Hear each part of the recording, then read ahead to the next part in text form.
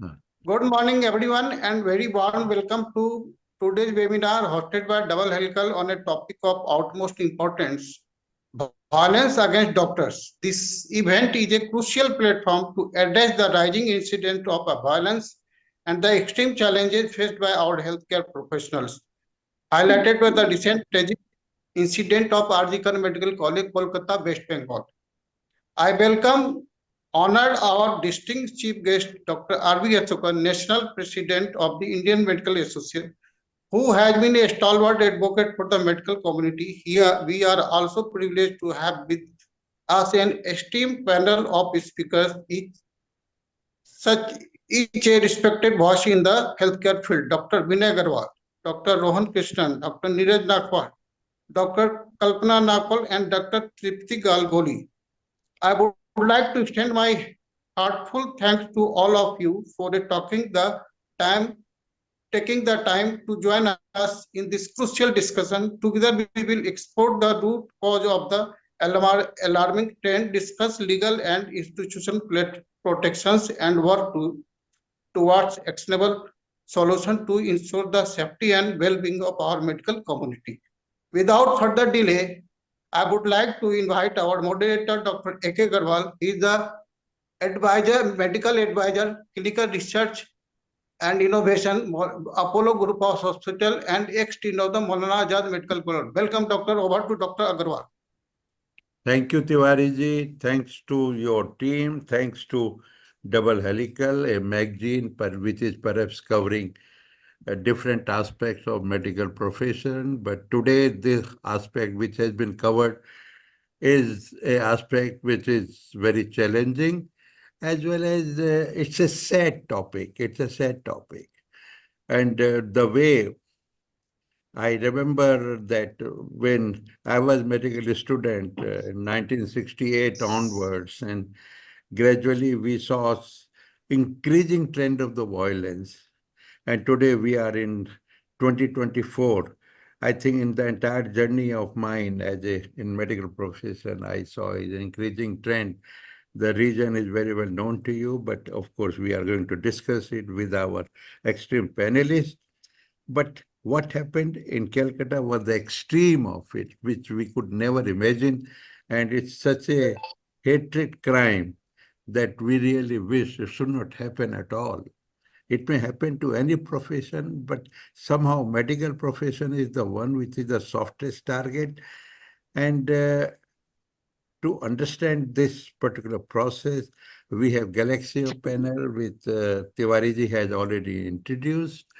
And we are lucky that today our president, the president of Indian Medical Association, Dr. Ashokan, is with us to give his introductory remark.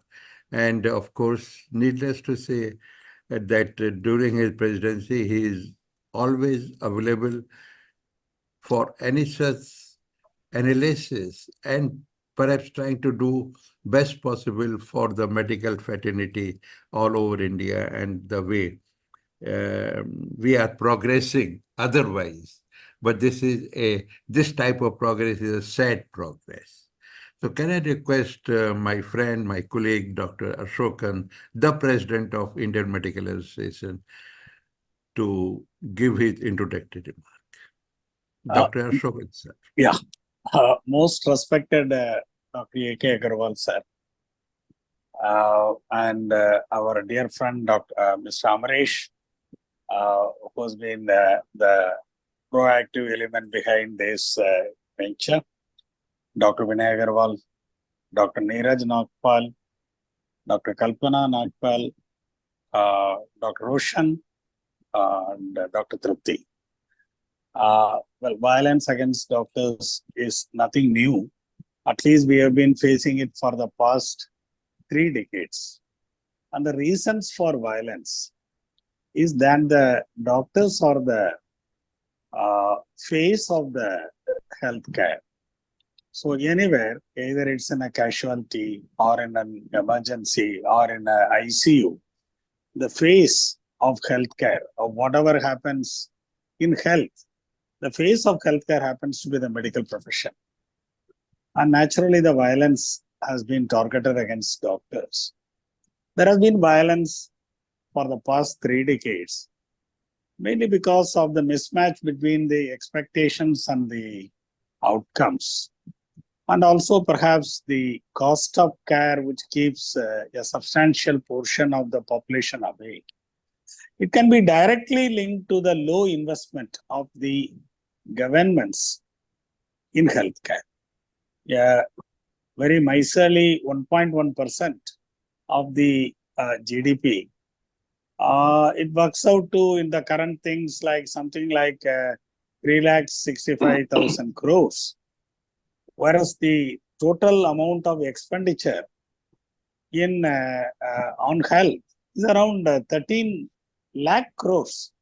The rest of it comes from the private sector, and the private sector in India is diverse. You have the tertiary care corporate hospitals, and you have the secondary and primary care small and medium hospitals led by the medical profession.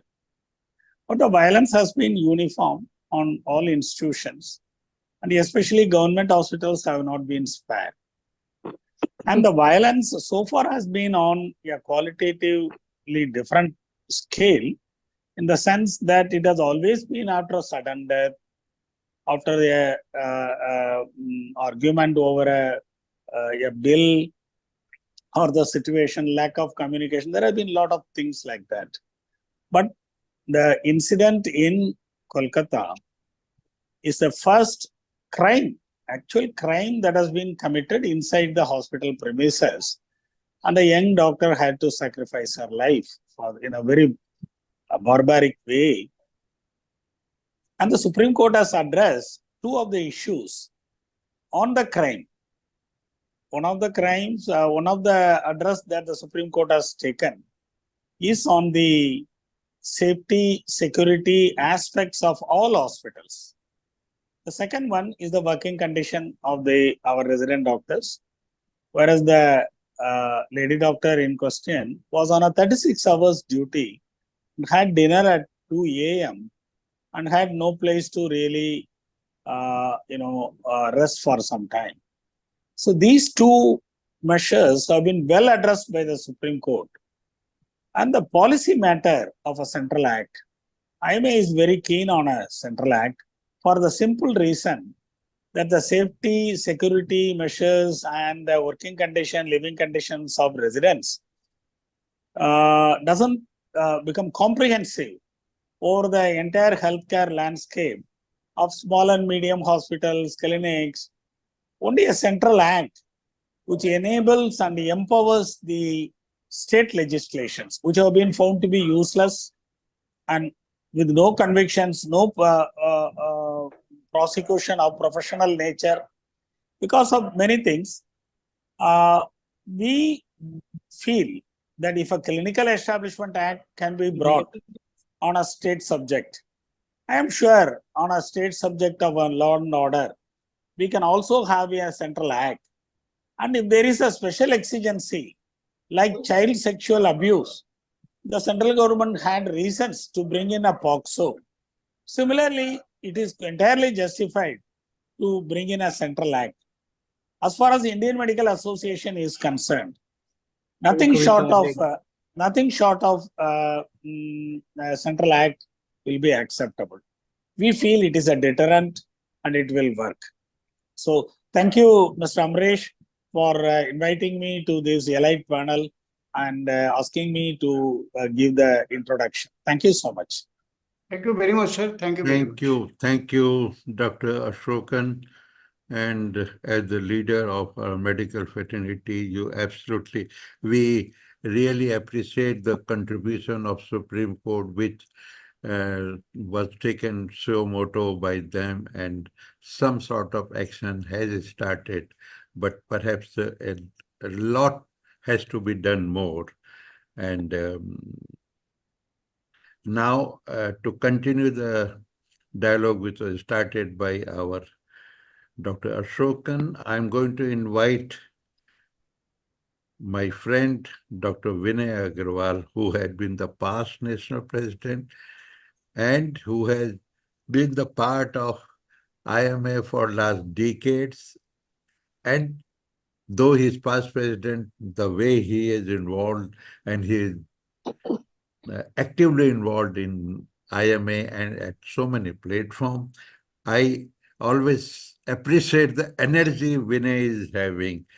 And I wish that his energy should continue to increase and increase. Vinay, Thank you, sir. please give your opinion about Thank you, sir. And my most respected panelist, chief guest of the webinar today, Dr. R.B. Ashokan, National President, Amresh ji for organizing this webinar on such a important topic. And see, violence against doctors, as rightly said by our National President, that it is practically for the last 3 or 4 decades that we are seeing the violence, type of abuse, type of mishandling is changing in every decade with every aspect, with the healthcare challenges increasing every time. I will cite you. I'll start my 5 minutes or 6 minutes talk by citing 4 examples, and the examples are: we take about 6-7 years back when Tuticorin, one lady doctor, was very, very brutally killed in her clinic, a gynecologist by profession, and she was killed by the husband of the patient. And we created a lot of furore, and we thought that this is a after that, when we go back, we saw another kind of harassment and another kind of incident which took place in Rajasthan, Dosa, where Dr. Archana committed suicide. Now that committing suicide was also because of the lot of harassment she faced, because of the relatives, police administration, the political brass of the state. And we come to Kerala, case of Vandana. When we take case of Vandana, where this young lady doctor in Kerala was again brutally killed by a patient's attendant. And I mean, to have it all, the last is not even about 3 weeks back in Calcutta, where this lady doctor was brutally raped, killed. Not only, can you imagine that she was killed in the premises, most safe premises, so-called, in the hospital, in the medical college premises, in the seminar room, early hours of the day, when there's a lot of this thing, and she was brutally killed. And I think we are sitting on the table this time just to discuss and take things from here, that what exactly has been the causes of this entire thing. Rightly said by that there has been really a very big gap between the expectations and the outcomes. I remember when I used to do my family practice in 80s, and in that family practice, I never came across, in my almost about 9 to 10 years of this thing, a single case of violence against our clinic or against myself. And rather, I enjoyed a situation, that area known as Krishna Nagar, where I was practically liked, loved, got a lot of respect, and as a family doctor, as Dr. Uncle, and so many things. Now, that was, and this was also at a time when I used to see almost about 250 or 300 patients in a day.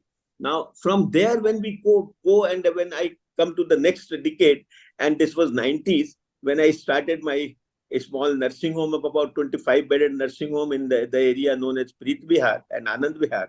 Now, this was the time when there also we had a lot of challenges. We had,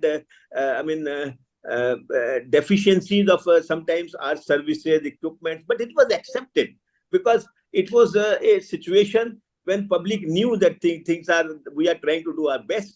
And number of cases of verbal abuse, number of cases of despair, number of cases of manhandling, number of cases of violence were definitely not that much. Occasionally in 1, 2 or 3 months, we used to have one or the other case, otherwise not much. There was not even a single case or legal case or a police case during that 90s against that hospital which I faced. When I go to the next thing, now the number of cases are increasing.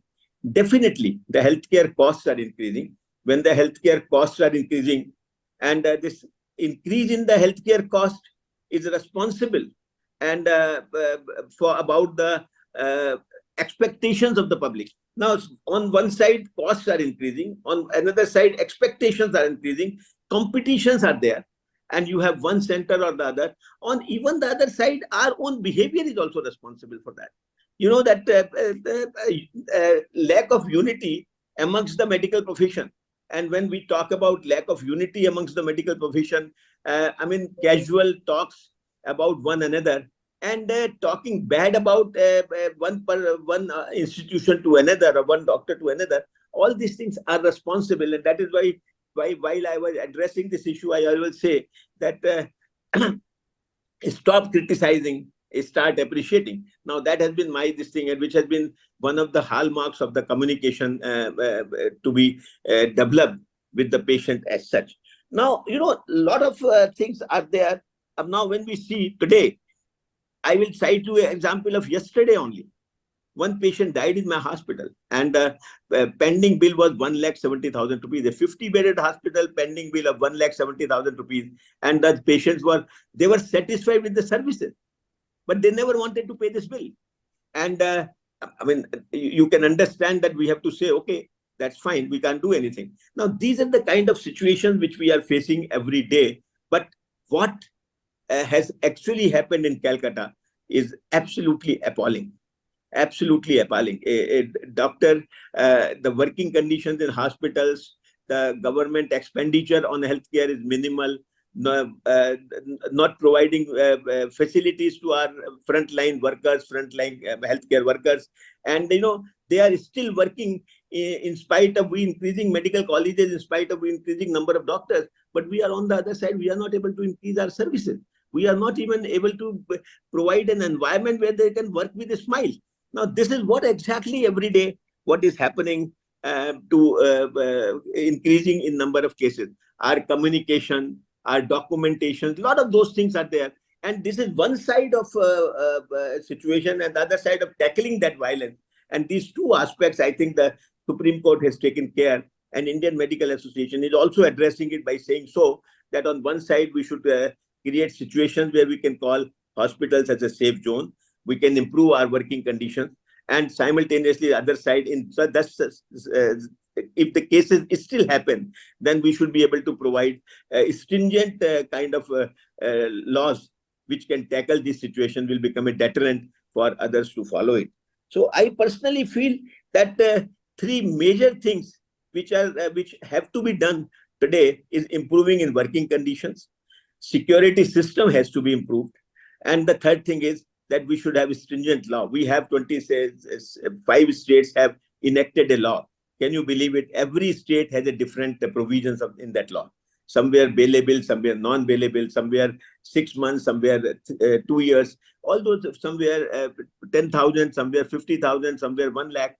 So all those things, and I'm sure it becomes, and that is why the Indian Medical Association looking for, or the entire medical profession is looking for a situation where there should be a similar stringent possible rules which are in there in that act. And that is why we are talking about Central Act Against Violence. And I'm sure that will be that it will not stop incidences of violence, but it will definitely deter such cases to happen. My request to all the panelists is that let us be united. Let us talk today. Let us create a media awareness. Let us go to the public, talk about them that we are working in very, very difficult circumstances.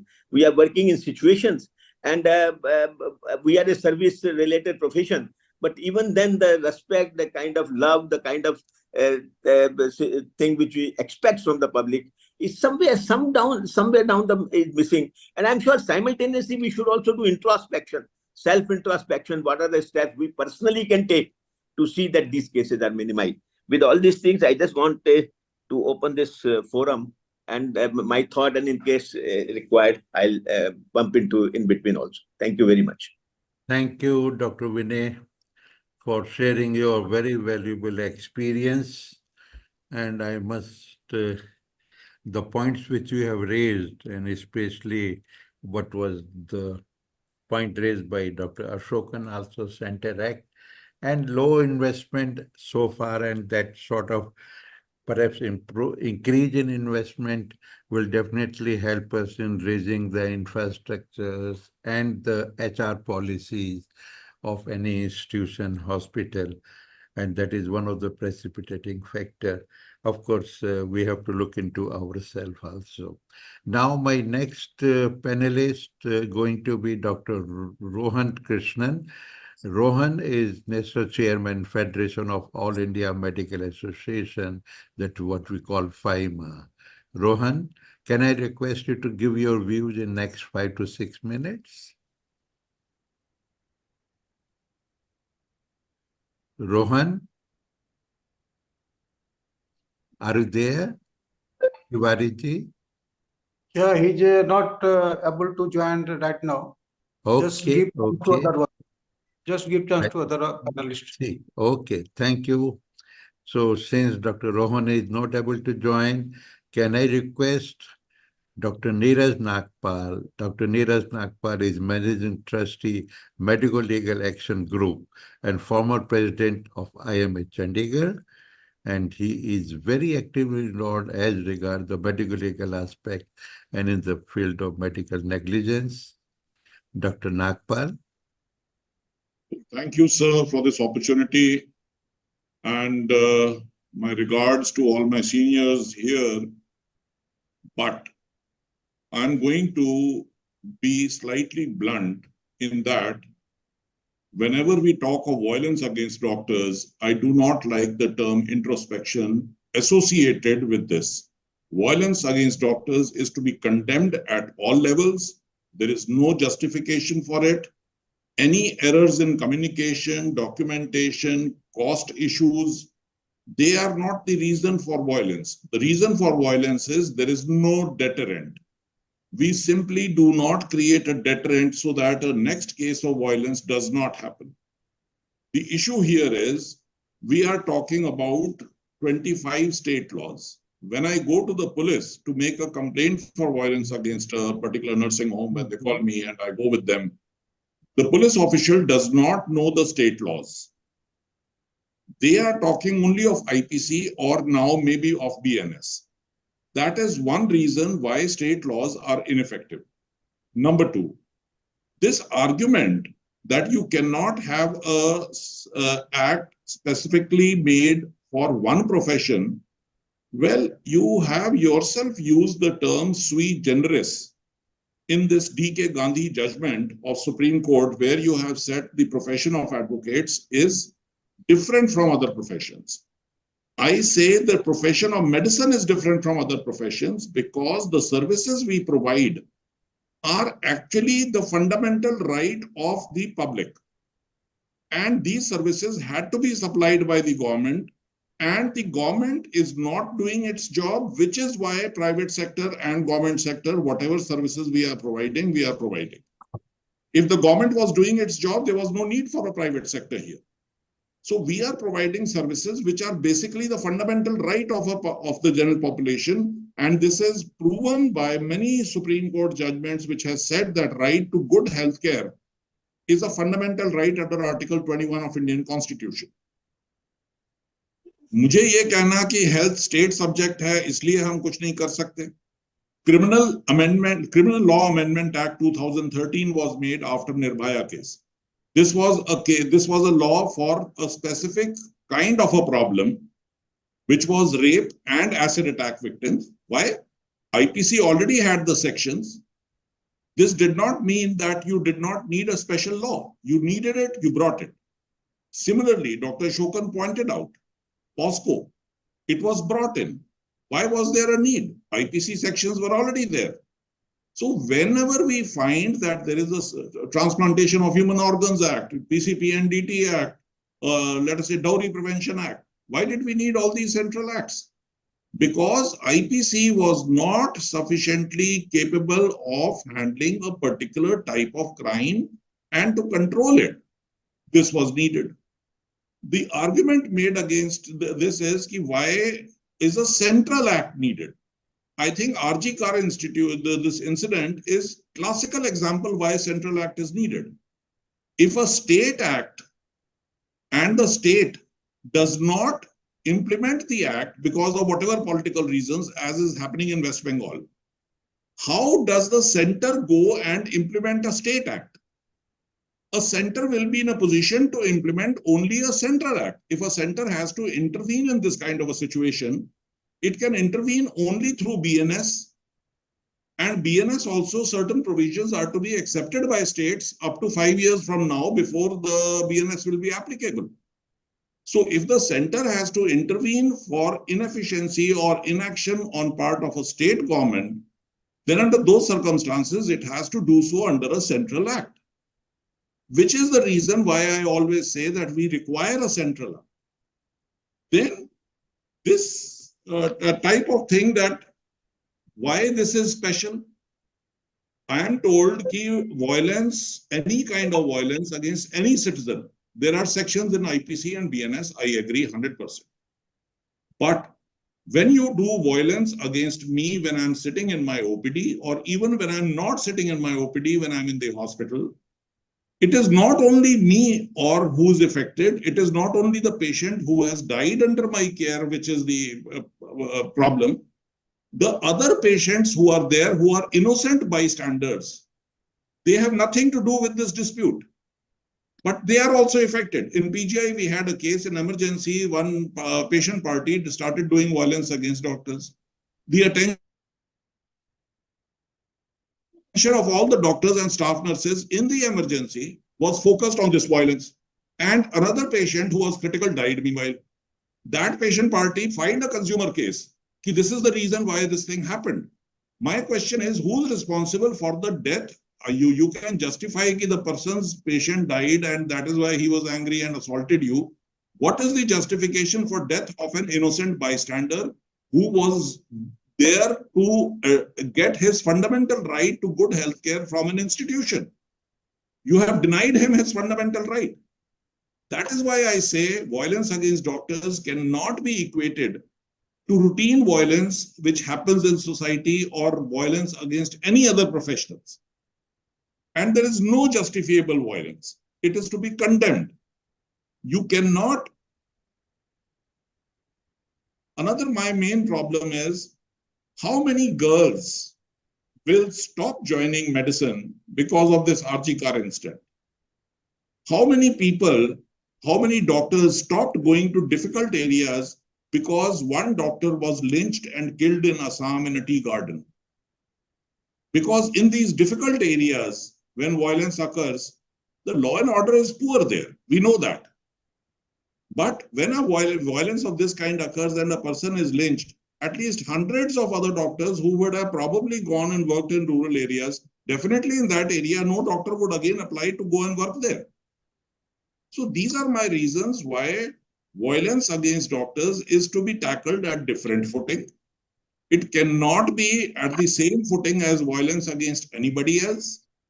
And these are my reasons why a central act is needed. And I think we will have to discuss even the provisions of the central act. Having a central act is not enough. It is also important what are the provisions in the central act.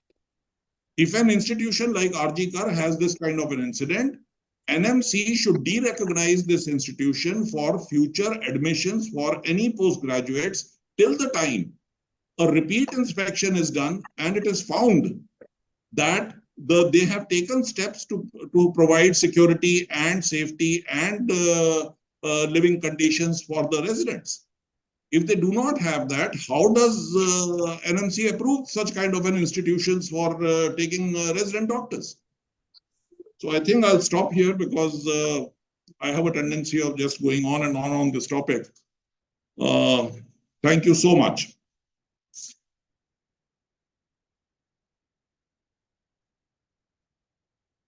So you are inaudible. Thank you, Dr. Neeraj. Thank you for giving us briefing your experience in this particular aspect. Well, I fully agree that perhaps a center act is the need of hour. Let me share you one example with all the respected panelists and especially to my president of IMA.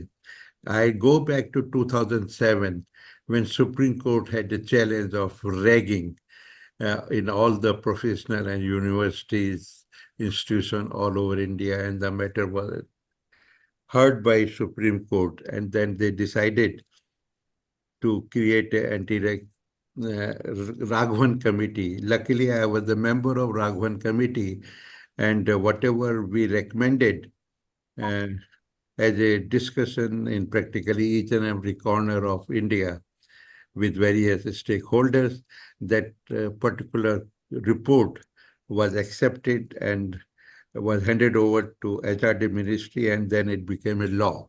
And now today, anti-ragging law is very well implemented.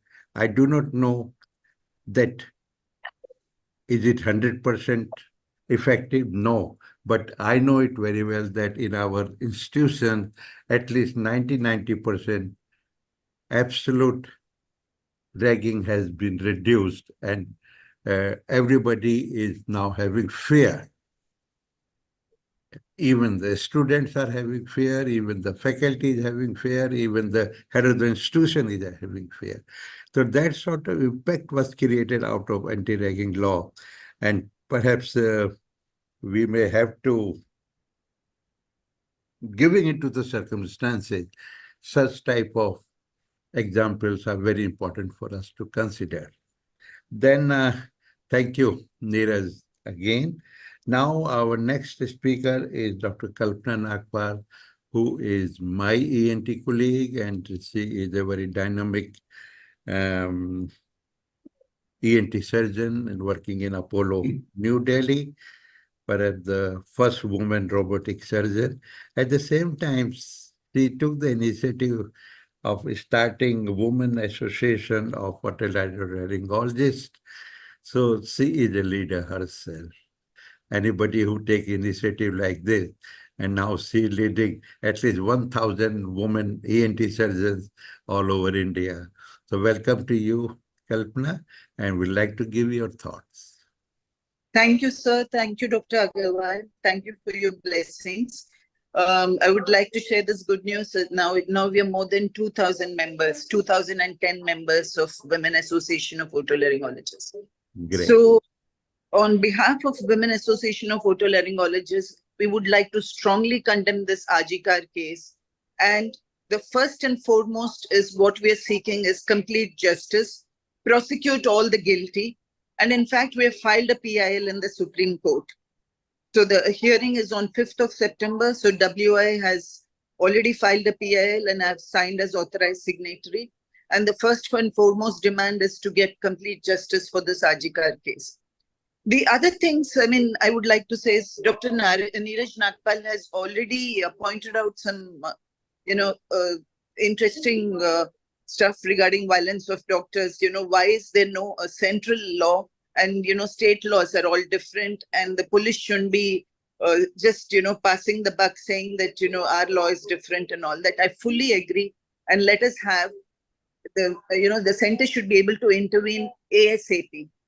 Now, the three things I would like to say is, first of all, for the future safety of doctors, we all must carry alarm badges with robust alarm systems, so that any doctor at the beginning itself, when there is, even before the mob attack happens, at least the alarm buzzer is pressed. So the alarm system is connected to the police station and to the management, and everybody is alerted then.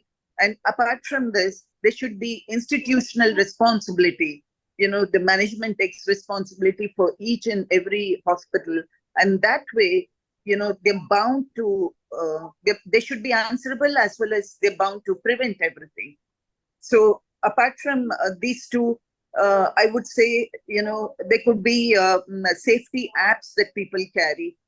Now, safety apps again have to be devised ASAP so that everybody carries. And the phone should not be allowed in critical areas like inpatients, ICUs, and operation theaters, etc., where it is not required for the patient or attendants to carry, because it's usually the technology that helps in these kind of, mishaps. Unfortunately, even in this Ajikar case, I'm sure the culprit or culprits, whoever were inside, were coordinating. I mean, even to enter inside and to actually perform the act, I'm sure they were using the help of a telephone. So the telephone is not required, like, the telephones are switched off when we go to certain temples, even inside the Air Force station, etc. So let this be banned in future. They can keep it in segregate areas like pharmacy zone or canteen or, maybe at the outpatient reception, and nowhere else it's required. It should be strictly banned. And of course, there shouldn't be a time lag between the person, the victim, that the time of actual assault and the complaint. So all this can happen only if these robust systems are in place. As I said, the alarm buzzers, as well as the security personnel and the police, everybody should be, the alarm should reach each one of them. And all this is possible, everything is possible once the laws are stringent. So when is the law enforcement actually going to happen? Now, even as president of Women Association of Otolaryngologists, day-to-day incidents we come to know, because we have a WhatsApp group of 2010 members, and we come to know almost every day there is an incident.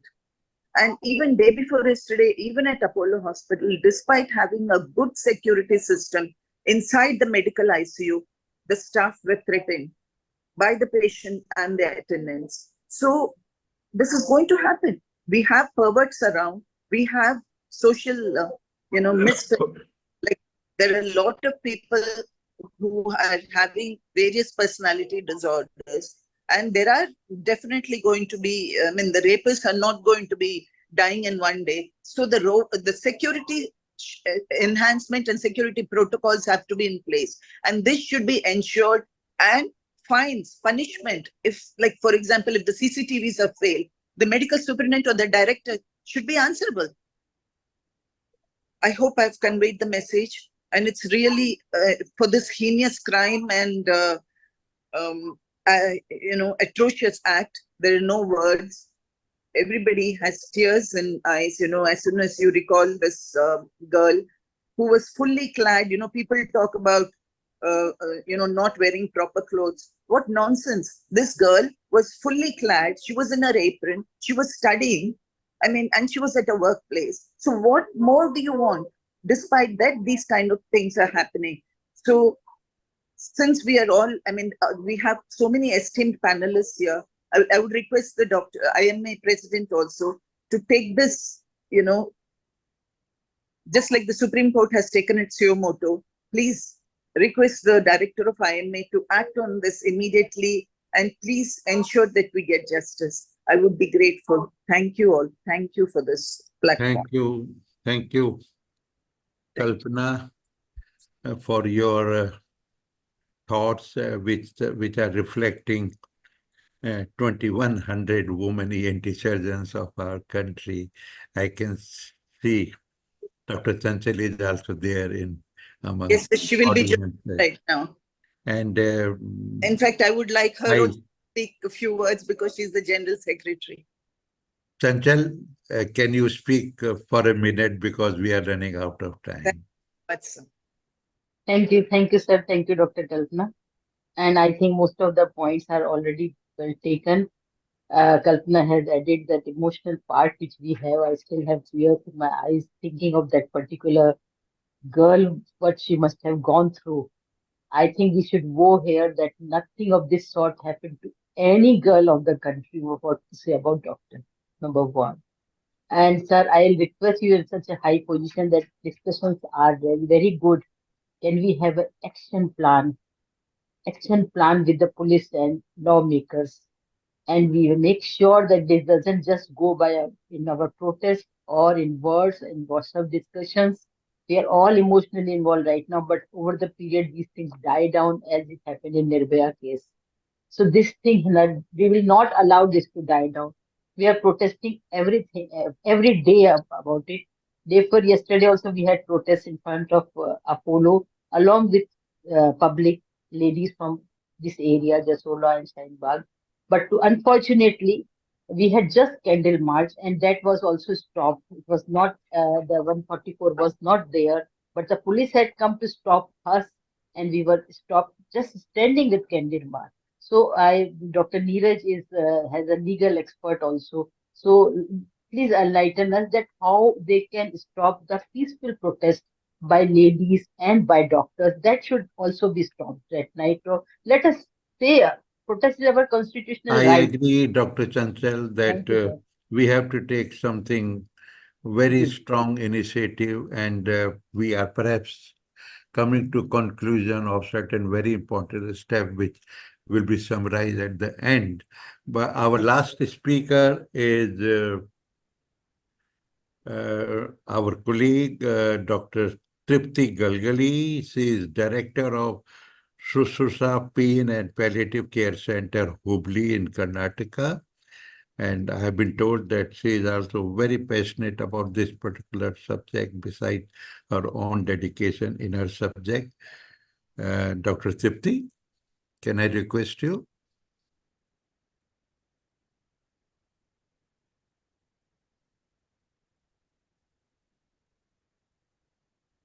Yes, Dr. Tripti.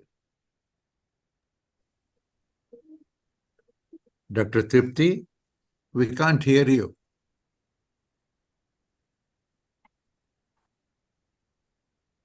Hello, Dr. Dr. Tripti. Tripti, you unmute yourself. Yes, sir. Yeah. So can you hear me? Yes. Yes, Yeah, very clearly. Yes. go ahead. Good morning, everyone. I am Dr. Tripti Galgali. I am anesthesiologist practicing in Hubli, Karnataka. And I also do a lot of blogging. Uh, all esteemed speakers have spoken almost, they have covered all the points. I just want to say one thing. It is also what matters is the attitude of lawmakers. Let me cite an example. Some 5-6 years back, our HOD pediatrics in KIMS Hubli, which is a government hospital over here, he was slapped in front of the entire hospital by the local MLA, Mr. Vinay Kulkarni. Though the doctors protested against this issue, but no action was taken against him. And this is a very sorry state when lawmakers behave in such a brutal manner with our doctors just to show the power. So, and second time, our local district in charge, Mr. Santosh Lad, it has come in the newspapers also. So he was reprimanding the head of district hospital in front of the staff and patients and public, and it was shown even in local television. So this attitude of lawmakers just to prove a point that how much concerned they are about the medical facilities being provided to the public. So if the attitude of lawmakers is so such, then it is also, this also encourages the public also to act in such a heinous way to the doctors.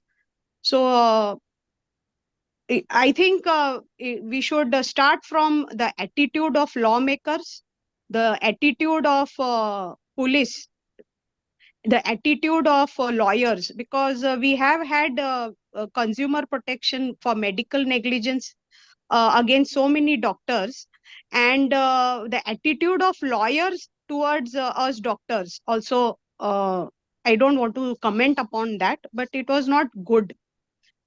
So unless and until these three points are covered, what can you educate the public about it?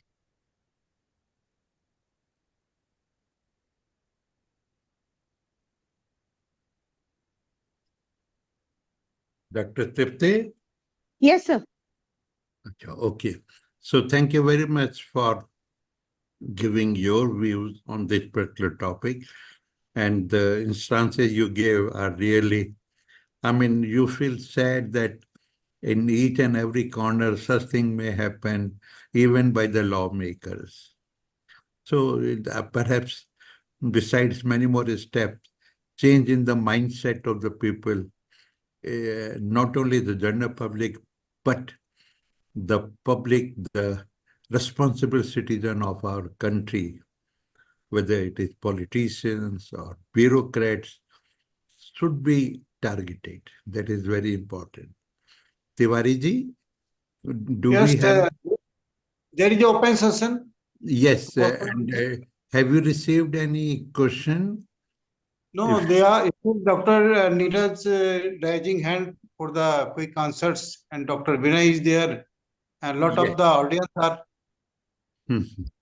they are open to So raise the question. we have only 10 minutes for the open discussion because we have to finish at 10. Please go ahead. Dr. Vinay, will you start or should I? Dr. Neeraj, go ahead. The point which was raised regarding the politicians, we have faced similar things, but I can give you multiple examples where Vice Chancellor of a health university was made to lie on a dirty sheet and a dirty bed by the local the MLA, and he later resigned under pressure because we criticized the action so much. But the point remains, it is mostly failed or wannabe politicians who organize mobs when there is mob violence. Because India, we are not only facing the types of violence which is being faced by other nations or Western nations. Southeast Asia overall, Pakistan, Bangladesh, India, you have something what we call the mob violence. Now, in this mob violence, how do you collect 200 people if not through telecommunication, which was already mentioned? Number one. And number two, these are professional protesters who will be seen in election rallies, who will be seen whenever a leader comes to visit, who will be, it is basically caste or religious groups or political subgroups which come in mob violence.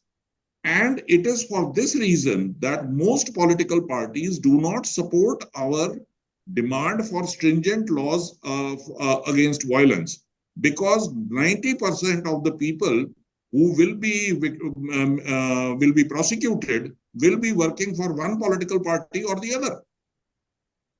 This is the biggest problem. That is why I say we need to have such stringent laws, but then besides having a stringent law, we also need the conviction and the strength to pursue and get the people prosecuted. I must have been involved in filing complaints against at least 30 or 40 incidents, and in nearly all of them, after 4 or 5 days, I come to know the doctor involved has withdrawn the case. Why he withdraws the case? Because he has been threatened, because he has been blackmailed, because there is a cross criminal FIR which has been lodged for criminal negligence. But the main reason is because these low politicians who are not, I have even got incidents of member of parliament slapping a head of department. And I think this was in Karnataka itself. So effectively, not only those who are successful politicians, but those who are wannabe politicians are the most dangerous, because it is a very low expense investment. You slap a doctor, you create a ruckus, you break a hospital, next day you will be in news. Once you are in news, next time the member MLA is being selected, your name will prop up because you were in the news and you have projected yourself as a possible candidate. Reforms. This is the biggest problem. And so we not only need stringent laws, we also need the conviction to prosecute these people under these laws.